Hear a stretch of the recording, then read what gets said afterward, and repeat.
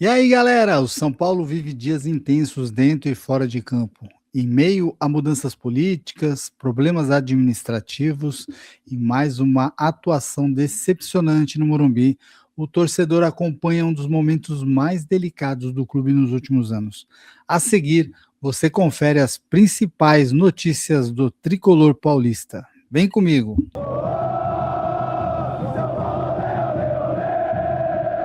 Crise política, Júlio Casares renuncia à presidência. Pouco antes do início da partida entre São Paulo e Portuguesa, Júlio Casares renunciou ao cargo de presidente do São Paulo Futebol Clube.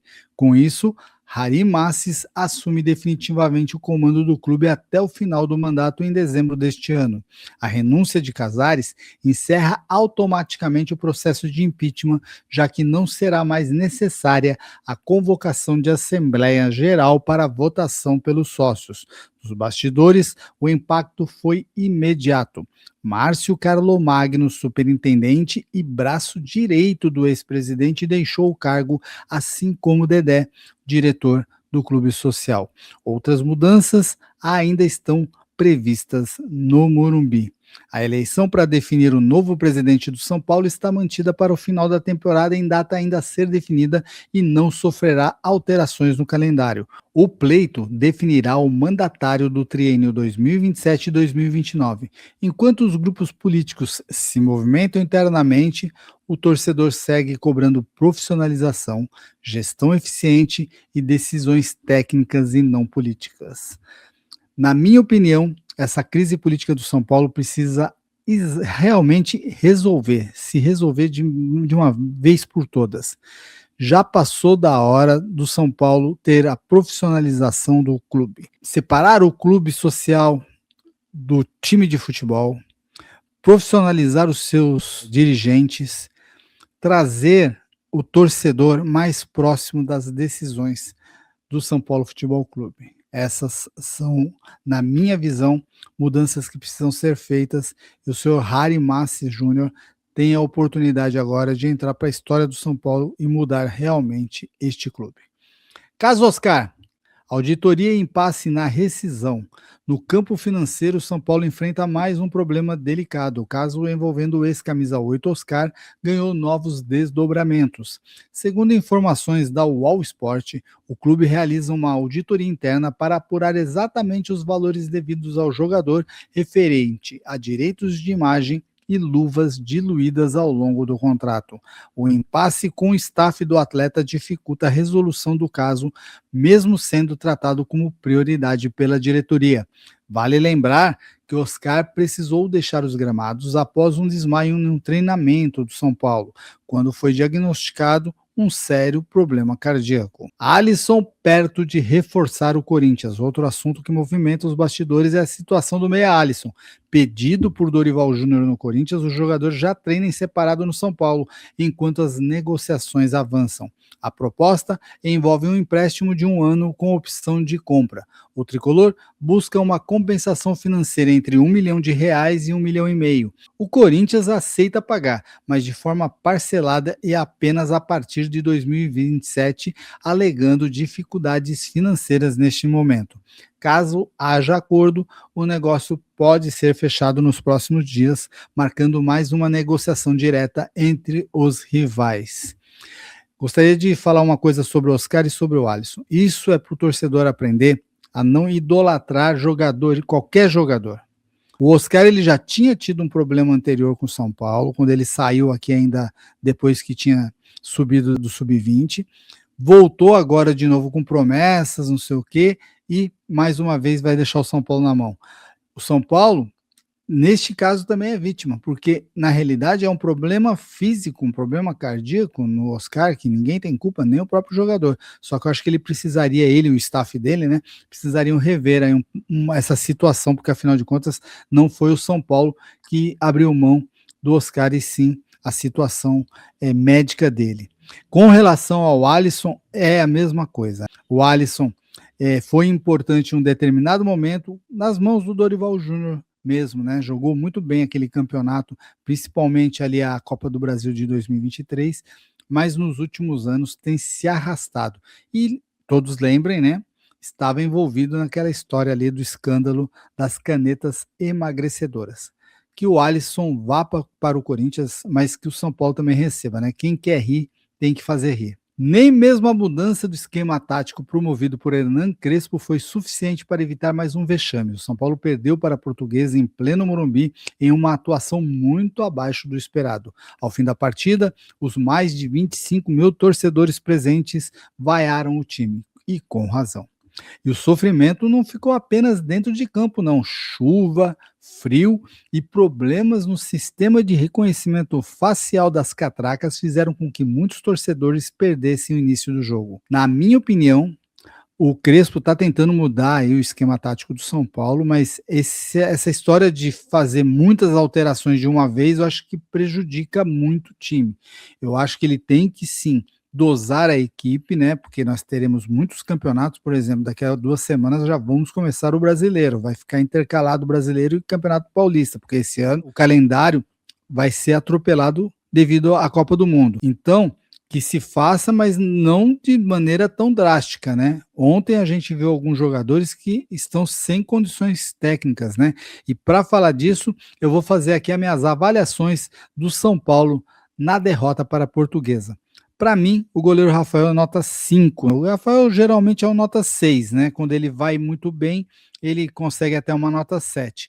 Mas ontem, ao meu ver, como eu vou tirar de toda a defesa, todo o sistema defensivo, na realidade, um pontinho pelo primeiro gol da Portuguesa, que eu acho que ali o sistema inteiro falhou, eu coloco também na conta do Rafael, que poderia ter saído do gol. E, ao meu ver, no terceiro gol também, ele poderia ter feito coisa melhor ali do que ele fez, além de pênalti que ele não pega mesmo. Então, nota 5 para o Rafael. O Cédric, não tem muito o que esperar do Cédric, né? Nota 4 para o Cédric. O Tapia entrou no lugar dele, mas entrou pouco tempo e sem nota. E, aliás, essa alteração ali, até o time entendeu o que aconteceu, a Portuguesa foi lá e acabou liquidando a partida. Rafael Tolói, parece um ex-jogador também em campo. Daqui a pouco a gente vai falar do Lucas Moura, que é a mesma situação, mas o Rafael Tolói lento. O Rafael Tolói fora de tempo de jogo, muito mal. Nota 4. O Dória, eu acho que ele não estreou tão mal, tá? Eu acho que entre os zagueiros ali, ele foi o que melhor jogou. Mas isso não significa que ele é o Beckenbauer, tá muito longe disso, né? Nota 5 para o Dória.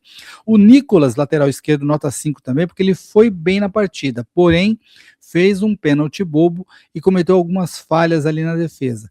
Mas com esses jovens jogadores, eu acho que o torcedor são paulino tem que ter bastante paciência, porque esse Nicolas é bom jogador.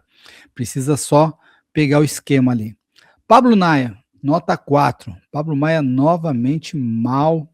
O Pablo Maia, depois da contusão, não tem jogado nada no São Paulo e ontem mais uma atuação desastrosa. O Bobadilla entrou no lugar dele, nota 5, deu uma melhoradinha ali, mas também nada do outro mundo.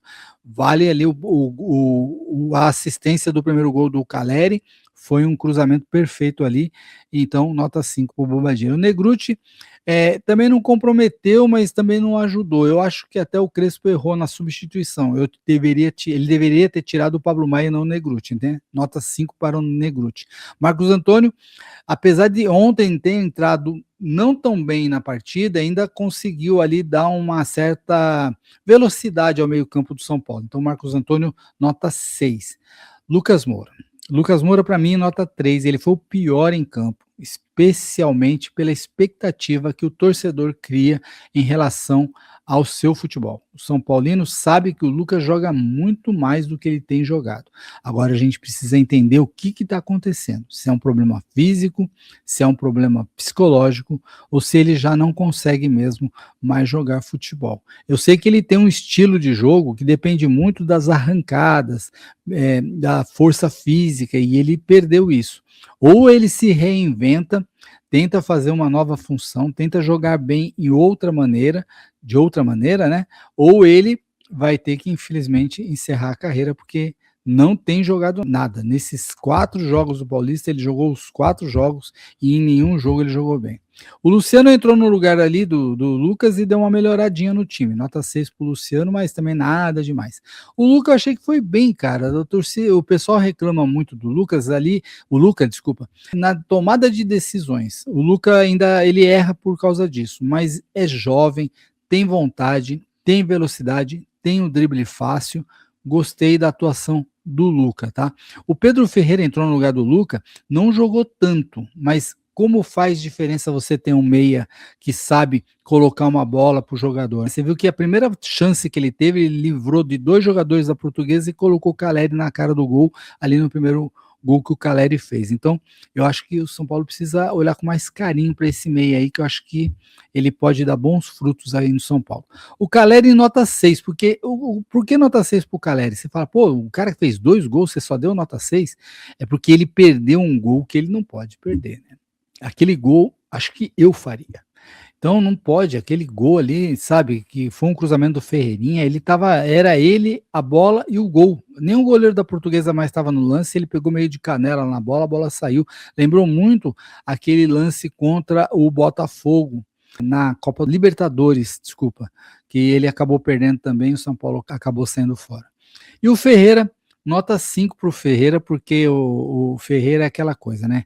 Tem um drible fácil, tem velocidade, mas não acerta cruzamento, não acerta chute. Ele tenta aquele chute, aquela chapadinha, igual a chapadinha do Nenê, e ele não tá acertando essa chapadinha. Ele perdeu vários gols ontem e teve um chute ridículo que ele mandou lá na arquibancada tentando dar esse tipo de chute.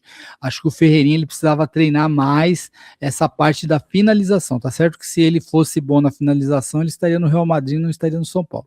Mas isso não significa que ele não possa melhorar, ele deve. O Hernan Crespo nota 4, eu vou explicar por que nota 4. Ele está tentando mudar o sistema de jogo, só que assim, ele é o responsável por fazer esse time jogar, ele é o principal responsável pelas alterações, eu acho que ele peca muito nas alterações, eu acho que às vezes ele demora demais para fazer as alterações. Eu não estou aqui querendo queimar o Hernan Crespo, nem achar que o Hernan Crespo tem que sair do São Paulo, muito longe disso. Eu acho que o Crespo tem qualidade, mas ele precisa encontrar rapidamente aí uma fórmula mágica desse time jogar e apresentar um melhor futebol. O São Paulo precisa reagir dentro e fora de campo. A cobrança do torcedor é justa e os próximos passos da diretoria serão decisivos para o futuro do clube nos próximos dias. Então, essas foram as notícias de hoje. Curta o vídeo, compartilhe com outros são paulinos e se inscreva aqui no canal da Fute Mais São Paulo para não perder nenhuma informação, análise e bastidores do tricolor. Aqui você acompanha o São Paulo todos os dias.